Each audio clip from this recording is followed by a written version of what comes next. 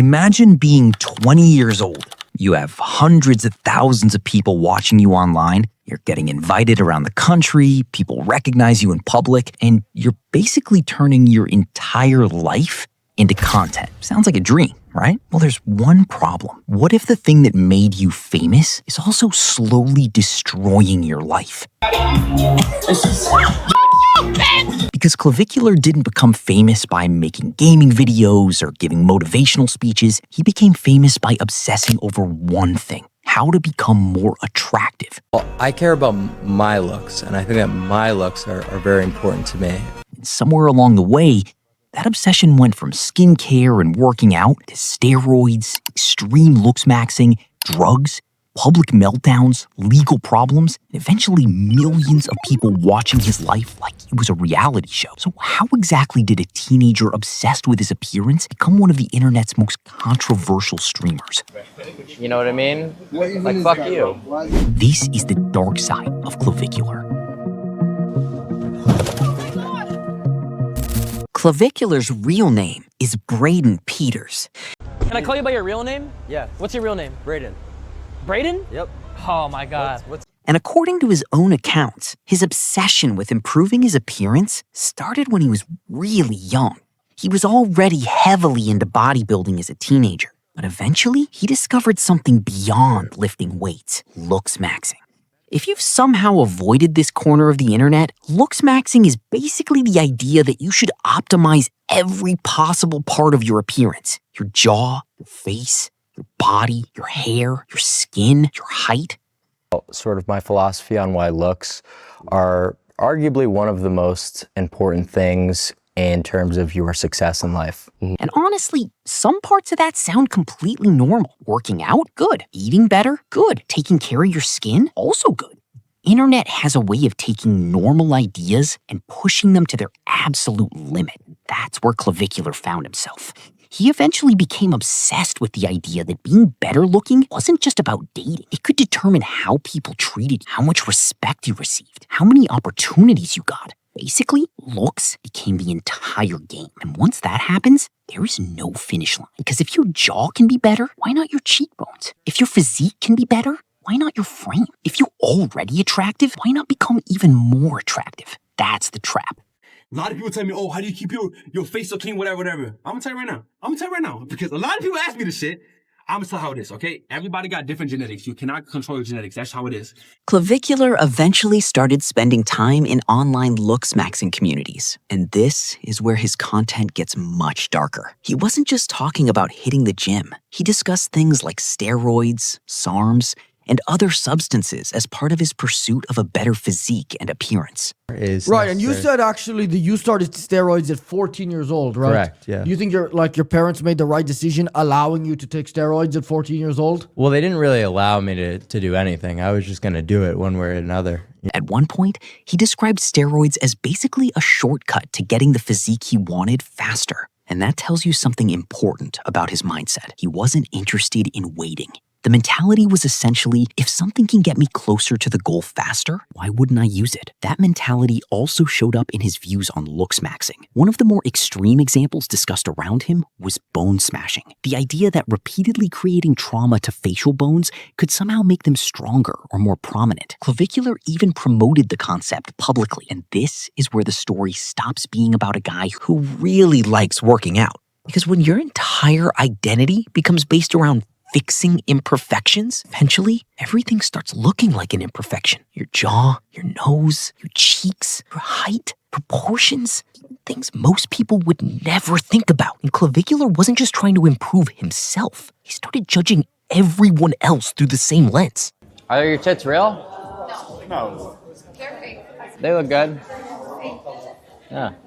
Some of his old posts and streams give you a much better picture of what was going on underneath all of this. He talked openly about struggling socially and being frustrated with dating. He didn't understand why conversations with girls would suddenly end, why someone would stop texting him, why he couldn't figure out what he was doing wrong. And Get out of here. We're gonna send her home. Yeah, we're gonna go. This is probably one of the most important parts of the entire story, because underneath all the confidence, there was a huge amount of insecurity. He was trying to solve a social problem with a physical solution. Instead of, maybe I need to become better socially, the answer became, maybe I need to become better looking. And once you believe appearance controls everything, every rejection becomes evidence that you aren't attractive enough. Every attractive person becomes competition. Every imperfection becomes a problem that needs fixing. And suddenly, improving yourself isn't self-improvement anymore.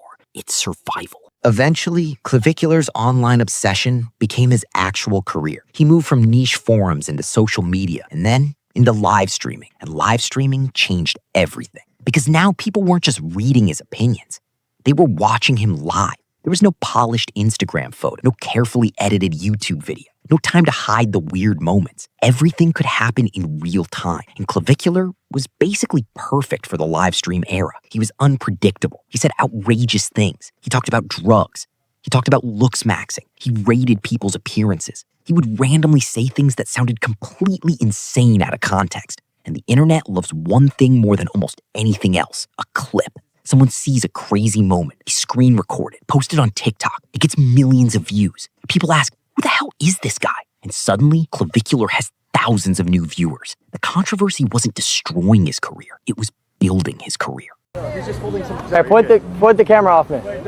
And that's when some of the clips became genuinely disturbing. Clavicular openly discussed using drugs and stimulants as part of his attempt to get leaner and achieve the appearance he wanted. There were also streams involving extreme cosmetic and body-related practices. One particularly bizarre example involved him performing an injectable cosmetic procedure on his girlfriend during a live stream. At this point, the whole thing started feeling less like self-improvement and more like watching someone turn their own body into a laboratory. And then there was another problem. Clavicular didn't just want to look good. He wanted to mog other people. For anyone outside this internet vocabulary, basically, he wanted to be superior in appearance. He would analyze people's faces, rate them, point out their perceived flaws. Damn, I just seen you were talking shit being a cunt bitch too.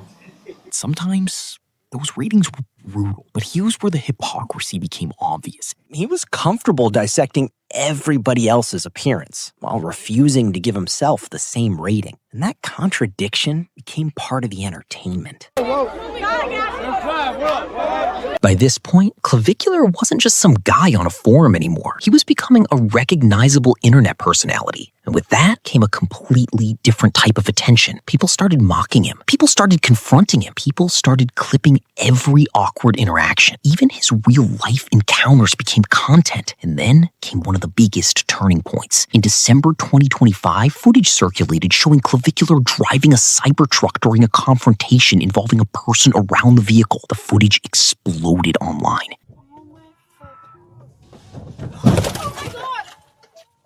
People were shocked. Clavicular later claimed the person was a stalker, and he continued making jokes about the incident afterward. And that's what made the whole thing so strange. For most people, an incident like that would be terrifying. For Clavicular, it became another part of the brand, another clip, another meme, another reason for people to search his name. That's when you start realizing something. The line between his real life and his content had basically disappeared. For a while, it seemed like Clavicular could get away with almost anything. Controversial clips, more views. Platform problems, more attention. Public humiliation, another viral moment. But eventually, reality doesn't care about views. During a trip to Arizona, things became much more serious. Clavicular was arrested after authorities became involved in an incident involving a fake ID and other allegations. He was brought before a judge and released under conditions that significantly restricted what he could do. And suddenly, the guy who spent his entire career acting like nothing could touch him was worried about what he could legally say and do on stream. He couldn't simply live the same way anymore. He couldn't just ignore the consequences. And you can actually hear the change in his own streams. He talked about being afraid of violating his release conditions. He talked about needing lawyers. He talked about being unsure what content he was even allowed to make. For someone whose entire income depends on being unpredictable, legal restrictions are basically a nightmare. And this is where Clavicular's story gets almost surreal, because his audience wasn't necessarily laughing with him anymore. They were laughing at him. Every awkward interaction became a meme. Every rejection became a clip. Every public confrontation became entertainment. Even people who had never watched his streams knew who he was, because clips kept appearing everywhere. And ironically, this was the exact system that made him famous. The same internet that rewarded him for being outrageous was now rewarding people for embarrassing him. Yesterday, there was a lot of people like, kind of throwing water and shit like that. But Yeah, see that? I can't stand that shit. That's the dark side of becoming a live stream personality. You don't completely control the character anymore. Here's the most interesting part. Clavicular has repeatedly pushed back against the idea that he's simply playing a character. He has said, essentially, this is actually me. He has talked about the pressure he feels to look better, the pressure to be attractive, the pressure to stay lean, and how much all of it affects him. At one point, he argued that people don't understand what it's like to stay awake for days, use substances to suppress his appetite, and rely on medication just to comfortably socialize. Potentially, I wish I was more like socially adept. I'm unable to really resonate with like a lot of people. Now, none of that excuses dangerous behavior, but it does change the story, because maybe the real problem isn't that Clavicular doesn't care about his appearance. Maybe he cares way too much. So much that the goal stopped making him happier, it started controlling him.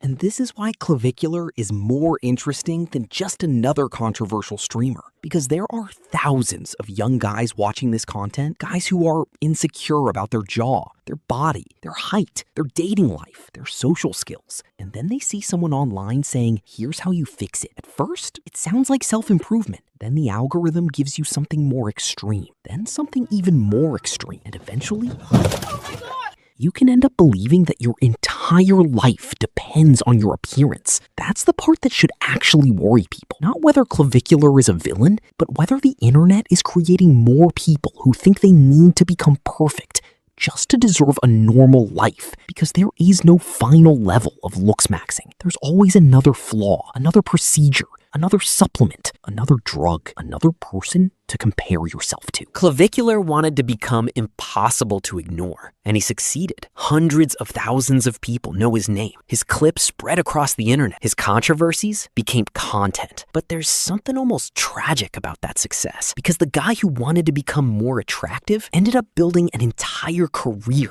around his insecurities, and the internet rewarded him every single time he pushed the boundary a little further. Maybe I know you. I want to know you. That's funny. You want to get to know me? That's the real dark side of Clavicular. If you want more documentaries on the darker side of internet culture, subscribe.